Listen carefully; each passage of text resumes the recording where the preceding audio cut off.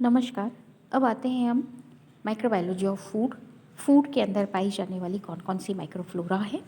तो फूड जो है, अधिकांश भोजन जो है वो सूक्ष्म जीवों की वृद्धि के लिए एक बहुत ही उपयुक्त माध्यम है। और इस सभी प्रकार के खाद्य पदार्थों में ऑर्गेनिक पदार्थ और जल पर्याप्त मात्रा में होता है। और ये उदासीन अथवा थोड़ी अम्लीय प्रकृति के होते हैं। तो जितने भी सभी प्रकार के जो खाद्य पदार्थ हैं उनके अंदर ऑर्गेनिक मैटर और जल काफ़ी मात्रा में, पर्याप्त मात्रा में होता है।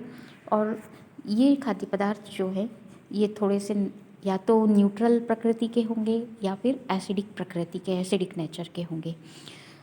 तो खाद्य पदार्थ प्रायः जो हैं सूक्ष्म जीव, जो माइक्रो ऑर्गेनिजम्स हैं, ये उनको संदूषित करते हैं। और इस क्रिया से जो खाद्य पदार्थों का न्यूट्रिटिव वैल्यू है वो कम हो जाती है और ये खाद्य पदार्थ जो है वो नष्ट हो जाते हैं इन बैक्टीरिया या सूक्ष्म जीवों की एक्शन से। कुछ एयरबर्न माइक्रोब्स होते हैं जो फल और सब्जियों के क्षतिग्रस्त त्वचा से उनमें प्रवेश करते हैं।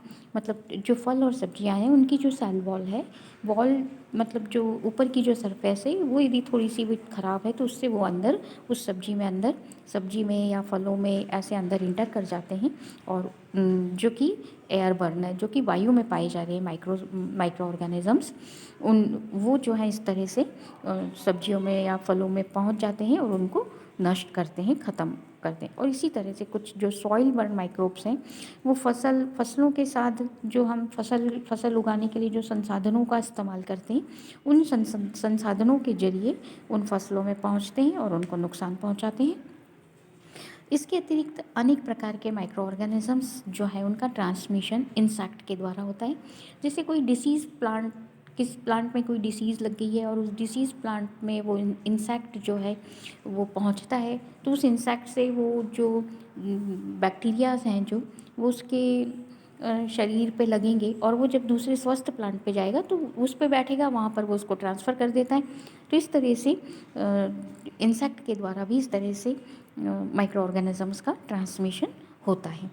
इसके अतिरिक्त जो खाद्य पदार्थों की शेल्फ लाइफ है इस बात पे निर्भर करती है कि उनका संदूषित होना, मतलब वो स्पॉइल्ड होते हैं तो उनको स्पॉइल्ड होने से हम किस तरह से रोक सकते हैं। और स्पॉइल्ड फूड जो पदार्थ हैं, फूड है, उनके अंदर माइक्रो ऑर्गेनिजम्स की ग्रोथ को हम किस सीमा तक रोक सकते हैं। यदि हमने ये माइक्रो ऑर्गेनिजम्स की ग्रोथ को रोका तो वो फूड जो है वो स्पॉइल्ड होने से बच जाता है। इसके अतिरिक्त माइक्रो ऑर्गेनिजम्स का प्रभाव खाद्य पदार्थों के फिजिकल और केमिकल कैरेक्टर पर भी निर्भर करता है। यहाँ पर टेबल में आप देख सकते हैं, ये जो टेबल है इस टेबल में आप देख सकते हैं कि किस प्रकार के खाद्य पदार्थ किस तरह से, किन किन चीज़ों से ये प्रभावित होते हैं, स्पॉइल्ड होते हैं। तो ये कुछ यहाँ पर फर्स्ट रो में ये खाद्य पदार्थ दे रखे हैं कि वो किस तरह से स्पॉइल्ड हो रहे हैं। दूसरी में आपको दे रखे हैं कि जो उनका टाइप है, किस टाइप के ऑर्गेनिज्म से, मतलब माइक्रो ऑर्गेनिज्म से स्पॉइल्ड हो रहे हैं। और ये माइक्रो ऑर्गेन मतलब किस टाइप की बीमारी, डिसीज़ यहाँ पर हो रही है, यहाँ पर कौन से माइक्रो ऑर्गेनिजम्स को स्पॉइल्ड कर रहे हैं। तो सबसे पहले जो यहाँ पर आप देख सकते हैं कि ये जो है ये डबल रोटी ब्रेड कहते हैं हम। ब्रेड जो है मोल्डी या रॉपी टाइप का यहाँ पर स्पॉइलेज होता है और इसको स्पॉइलेज करने के लिए राइजोपस स्टेलेनोफर और Aspergillus Niger, Penicillium, Mucor, bacillus bacteria होते हैं इनके द्वारा। मतलब ये तो फंजाई होगी, पेनिसिलियम और म्यूकर और एस्परजिलस नाइगर।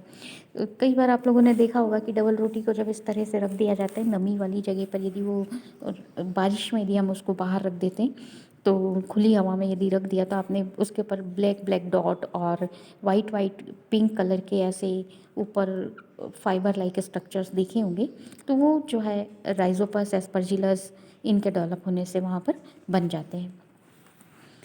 फ्रूट और वेजिटेबल्स तो इनको soft rot, black mould, grey mould,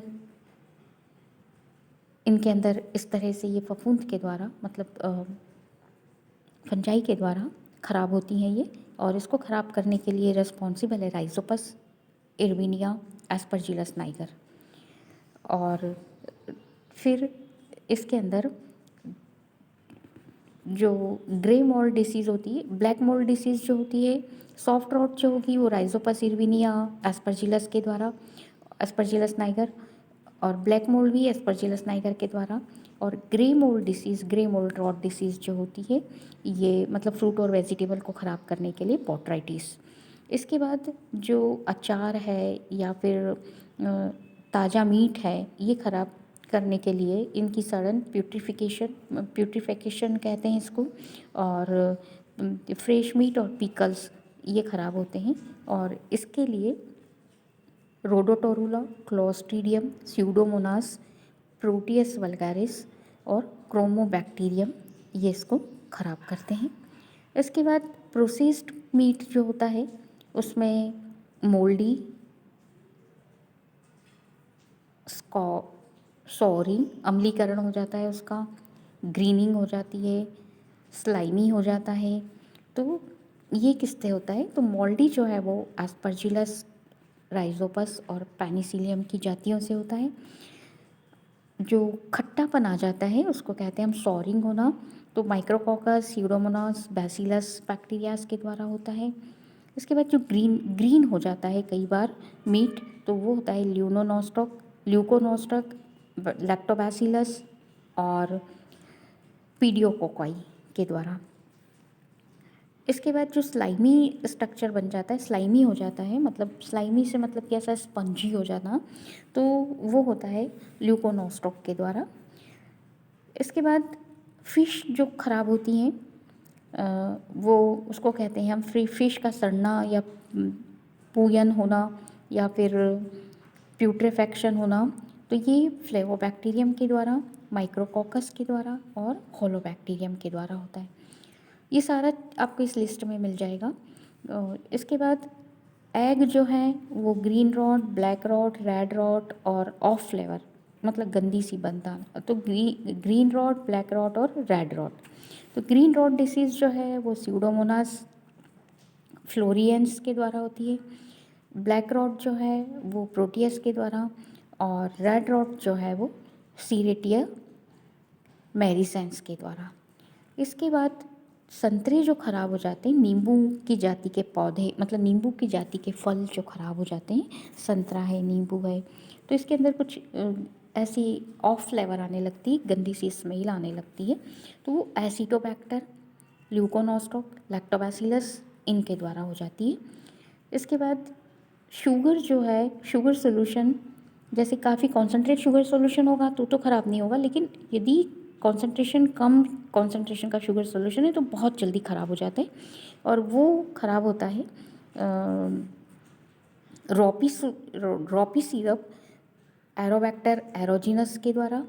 फिर ईस्टी हो जाता है, जो ईस्टी का होना मतलब कि शुगर का उसके कंपोनेंट्स में टूटना, चेंज हो जाना, तो सैक्रोमाइसीस, टोरुला, ज़ाइगोसैक्रोमाइसीस के द्वारा हो जाता है। फिर पिंक सिरप बन जाना शुगर का, तो माइक्रोकोकस रोजियस के द्वारा। ग्रीनी कलर हो जाना, ग्रीनी सिरप, तो ये हो जाता है स्यूडोमोनास फ्लेरिसेंस के द्वारा। और मोल्डी हो जाना तो उसके अंदर फफूंद आ जाती है। कई बार आपने देखा होगा कि शुगर सोल्यूशन यदि ऐसे रख दिया जाए तो उसके ऊपर ऐसे ब्लैक कलर की फफूंदी जम जाता कहते हैं हम जिसको, तो वो सारी फंगाई आ जाती है, एस्परजिलस नाइगर आती है वहाँ पर और पेनिसिलियम आ जाती है, तो उसके कारण से वो शुगर सोल्यूशन ख़राब हो जाता है और उसमें से गंदी सी बदबू आने लग जाती है। यदि शुगर सोल्यूशन काफ़ी कॉन्सेंट्रेट होगा, मतलब कह लो कि यदि 70% शुगर और 30% वाटर है, 80% शुगर यदि इतना है, इतना कॉन्सेंट्रेट है, तो वो ख़राब नहीं होता है जल्दी से। जैसे हम घरों में उपयोग में लेते हैं कोई चीज़, तो उसके अंदर हम शुगर और नमक डाल के रखते हैं, तो इसीलिए शुगर और ज़्यादा मात्रा में शुगर और नमक इसीलिए डाला जाता है कि वो चीज़ ख़राब जल्दी से, फूड मटेरियल जो है जिसको हमको काफ़ी समय तक रखना है तो ख़राब ना हो। तो शुगर जो है एज ए प्रिजर्वेटिव भी काम करता है, लेकिन यदि शुगर सिरप में कॉन्सेंट्रेशन कम है शुगर का तो वो बहुत जल्दी ख़राब होता है, और उसको ख़राब होने के लिए ये एस्परजिलस, पेनिसिलियम फंजाई और माइक्रोकोकस स्यूडोमोनास इस तरह के बैक्टीरिया जो हैं ये उसको ख़राब कर देते हैं। तो ये तो हो गया फूड किस तरह से स्पॉइल होता है, और फूड में किस कौन कौन से तरह के माइक्रो ऑर्गेनिजम्स आ सकते हैं और वो उसको ख़राब करते हैं। इसी तरह से फूड मटेरियल दूध में जो एक दूध से दही बन जाना, दूध का ख़राब हो जाना, तो उसके अंदर लैक्टोबैसिलस की उपस्थिति के कारण वो ख़राब होता है। तो इस तरह से ये माइक्रोबायोलॉजी ऑफ फूड मटेरियल की फूड किस तरह से बैक्टीरियाज के द्वारा या माइक्रो ऑर्गेनिजम्स के द्वारा ख़राब होता है। धन्यवाद।